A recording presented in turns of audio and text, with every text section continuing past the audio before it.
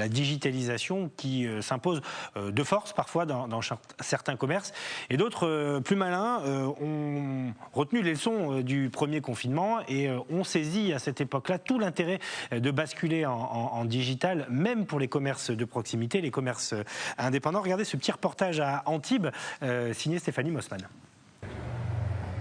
Quelques clichés.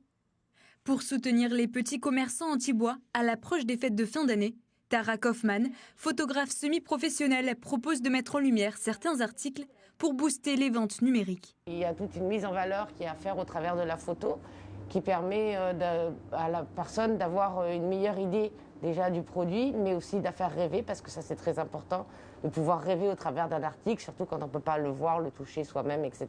Un coup de main essentiel pour Michel, propriétaire de 2 magasins à Antibes, dont l'un appartient à sa famille depuis 4 générations. Installée boulevard Wilson, la commerçante a lancé une pétition pour contester la fermeture de certaines enseignes. Vente à emporter, en ligne, click and collect. Face à ce contexte sanitaire tendu, les commerçants qui ont dû fermer leur boutique physique doivent s'adapter en ligne.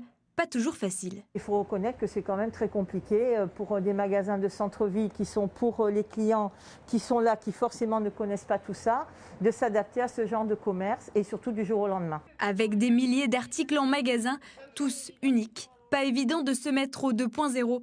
Mais pour d'autres, le développement du commerce en ligne leur avait permis lors du premier confinement de garder la tête hors de l'eau.